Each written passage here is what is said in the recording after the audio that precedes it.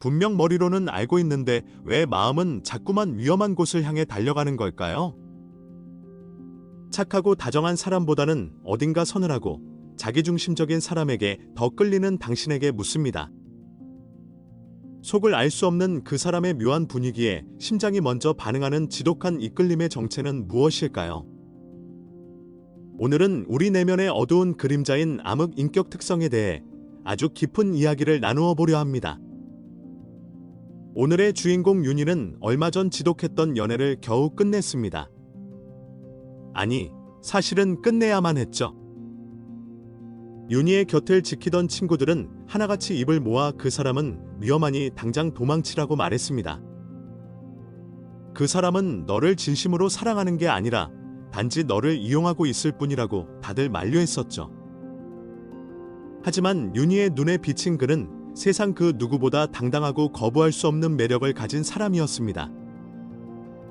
넘치는 자신감과 거침없는 태도, 그리고 가끔씩 보여주는 서늘한 눈빛조차 윤희에겐 치명적이었습니다. 도대체 왜 우리는 나를 아프게 할 것이 뻔한 사람에게 이토록 쉽게 매료되어 무너지는 걸까요? 그 첫 번째 함정은 바로 나르시시즘이라는 이름의 아주 화려하고 강렬한 유혹의 조명입니다. 윤희가 처음 그 사람을 만났을 때 그는 마치 온 세상의 모든 조명을 독차지한 주인공 같았습니다. 남의 시선 따위는 아랑곳하지 않는 당당함과 자신을 특별하게 대우해달라는 은근한 요구들이 있었죠. 윤희는 그의 곁에 있으면 자신 또한 특별한 존재가 된 것 같은 달콤한 착각에 깊게 빠져들었습니다. 사실 그것은 그의 과도한 자기애가 만들어낸 허상이었지만 윤희는 그 불빛을 진실이라 믿었습니다. 당시 자존감이 낮아져 있던 윤희에게는 그의 강렬한 에너지가 마치 구원이나 안식처처럼 느껴졌던 것이죠. 그는 처음엔 윤희를 칭찬하며 하늘 높이 띄웠다가도 어느 순간 차갑게 외면하며 상처를 주곤 했습니다. 이유도 모른 채 버림받을 때마다 윤희의 세상은 무너졌고 다시 그의 인정과 사랑을 갈구하게 되었습니다. 나르시시스트들은 타인의 감정을 조종하며 자신의 가치를 확인받으려 하는 파괴적인 습성을 가졌습니다. 윤희는 그가 던진 작은 친절에 부스러기를 주우며 그것이 진정한 사랑이라 스스로를 속여왔던 겁니다. 두 번째 함정은 마키아벨리즘이라는 이름의 치밀하고 냉정하게 설계된 계산적인 인간관계의 전략입니다. 직장에서 만난 선임은 윤희에게 늘 친절했습니다. 하지만 그 미소 뒤에는 계산된 의도가 있었죠. 선임은 윤희가 밤새워 이뤄낸 성과들을 교묘하게 가로채며 마치 자신의 공인 양 모든 것을 포장했습니다. 심지어 자신에게 불리한 상황이 닥치면 윤희의 사소한 약점을 이용해 자신을 방어하는 방패로 삼았죠. 윤희는 처음엔 그가 매우 영리하고 능력 있는 사람이라 믿으며 그의 뒤를 묵묵히 따르기로 했습니다. 타인을 도구로 삼아 목적을 달성하는 냉정한 전략을 리더십이나 현실 감각으로 오해하고 말았던 겁니다. 목적을 위해 수단과 방법을 가리지 않는 비정함의 윤희는 철저히 이용당하면서도 매료되었습니다. 그의 압도적인 장악력과 흔들림 없는 태도는 혼란스러운 윤희의 마음을 붙잡아주는 닷처럼 보였습니다. 마키아벨리스트들은 정서적 유대감보다는 권력과 통제를 우선하며 상대의 희생을 당연하게 여깁니다. 윤희는 이용당하고 있다는 불쾌감조차 그 사람의 유능함이라는 포장지에 가려져 보지 못했던 것이죠. 가장 위험한 세 번째 함정은 바로 사이코패스 성향이 주는 짜릿하고 위험한 일상의 스릴입니다. 윤희가 만난 동료 중 한 명은 공포나 죄책감을 전혀 느끼지 못하는 사람처럼 행동하며 눈길을 끌었죠. 남들이 주저하는 위험한 프로젝트에 거침없이 뛰어들었고 누군가 상처를 입어도 눈 하나 깜짝하지 않았습니다. 윤희는 그의 그런 대담함을 용기라고 착각했습니다. 타인의 아픔에 무감각한 결핍을 쿨하다고 믿었죠. 자극적이고 새로운 것에만 반응하는 그의 예측 불가능한 행동들은 지루한 일상을 깨뜨리는 모험 같았습니다.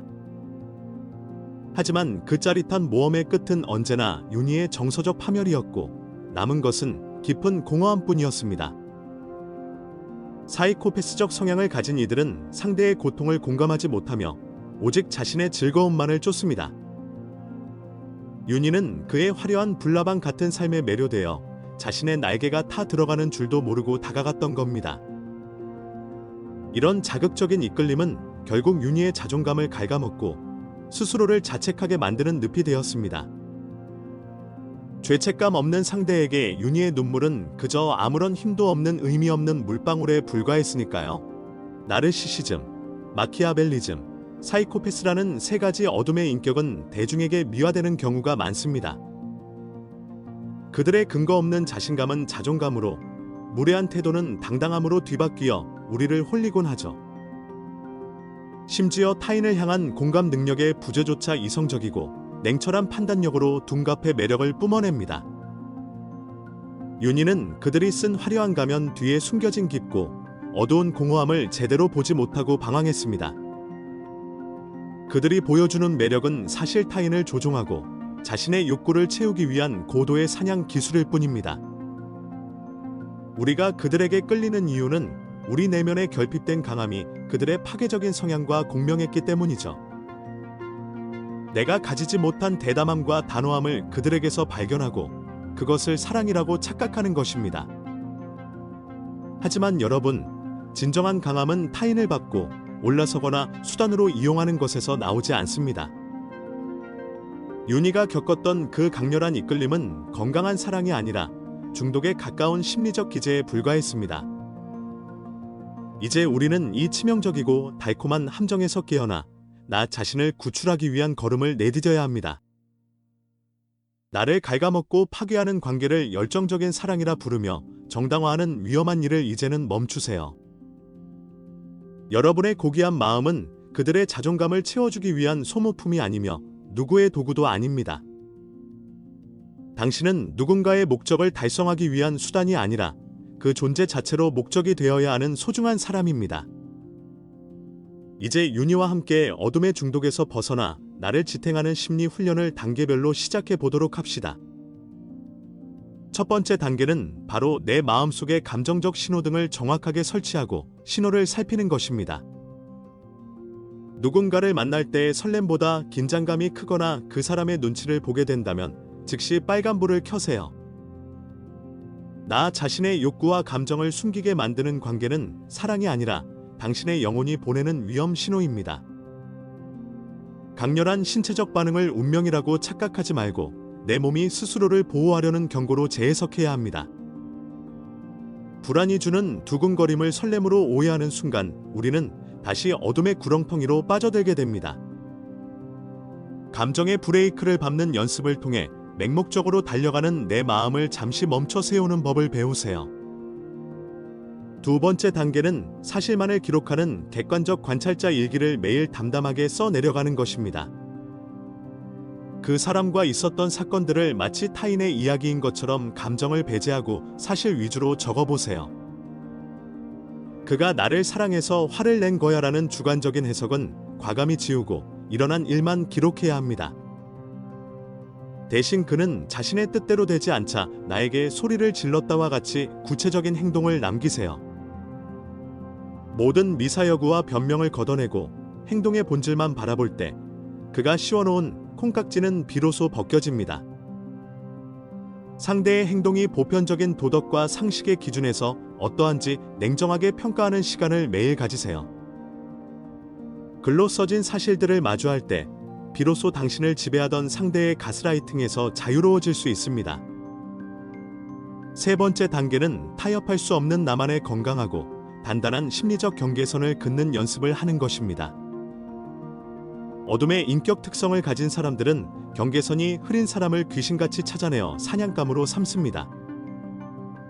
오늘부터 아주 사소한 부탁이나 무리한 요구에 대해 아니오라고 말하는 연습을 시작해 보십시오. 거절했을 때 상대가 어떻게 반응하는지 지켜보는 것은 그 사람의 인격을 확인하는 가장 좋은 방법입니다. 만약 그가 당신을 비난하거나 죄책감을 심어주며 조종하려 한다면 그것은 당장 도망쳐야 한다는 증거입니다. 당신의 경계선을 존중하지 않는 사람에게는 당신의 소중한 인생을 공유할 자격이 전혀 없습니다. 경계선을 지키는 행위는 이기적인 것이 아니라 나라는 존재를 보호하기 위한 최소한의 방어 기제입니다. 네 번째 단계는 거울 속의 나를 바라보며 나의 긍정적인 가치들을 하나씩 확언하는 시간을 갖는 것입니다. 나쁜 인격에게 길들여진 마음은 스스로를 보잘것없고 가치 없는 존재라고 믿게 되어버리곤 합니다. 그들이 내린 가짜 정의에서 완전히 벗어나 내가 가진 본연의 아름다움과 장점을 다시 찾아내야 합니다. 나는 타인의 도구가 아니며 그 자체로 존엄한 하나의 우주라는 사실을 매일 아침 큰 소리로 외치세요. 다섯 번째 단계는 정서적으로 건강하고 안정적인 사람들과의 접점을 의도적으로 늘리는 것입니다. 자극은 다소 덜할지 몰라도 당신을 존중하고 아껴주는 관계 속에서 지친 마음을 치유하고 회복하세요. 평온함이 주는 행복을 경험하다 보면 과거의 자극적인 고통이 얼마나 비정상이었는지 깨닫게 됩니다. 윤희가 그랬던 것처럼 당신이 그들에게 끌렸던 이유는 당신이 부족하거나 못나서가 절대 아닙니다. 오히려 당신의 마음이 그만큼 순수하고 사랑이 넘쳤기에 그들의 먹잇감이 되기 쉬웠던 것뿐입니다. 하지만 이제 그 뜨거운 사랑의 에너지를 타인이 아닌 오직 당신 자신에게 먼저 돌려주어야 합니다. 당신은 충분히 가치 있고 존중받아야 마땅하며 평화롭고 따뜻한 사랑을 누릴 자격이 있는 사람입니다. 나쁜 사람에게 자꾸만 마음이 기우는 스스로를 너무 자책하거나 미워하며 괴롭히지 마십시오. 인간은 누구나 결핍을 가지고 있고 그것을 채워줄 것 같은 강렬한 존재에게 흔들릴 수 있는 법입니다. 중요한 것은 그 흔들림이 나를 파괴하기 전에 스스로를 멈춰 세우고 보호할 수 있는 용기를 내는 것이죠.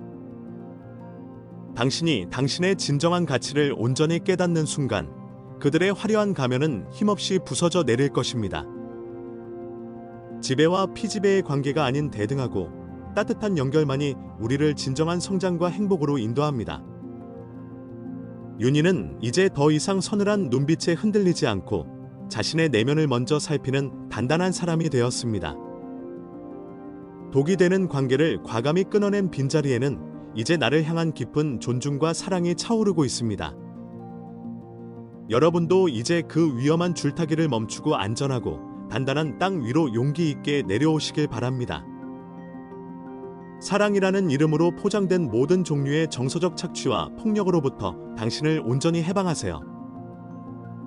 오늘 밤은 나를 괴롭혔던 타인의 차가운 목소리를 지우고 나의 따뜻한 숨소리에만 집중해 보세요.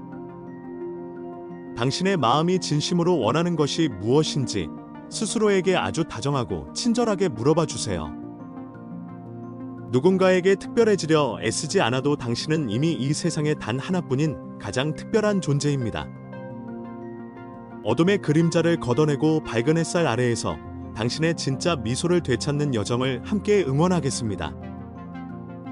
지금까지 여러분의 소중한 마음을 함께 읽어드린 전문 심리학 유튜버이자 당신의 편이었습니다.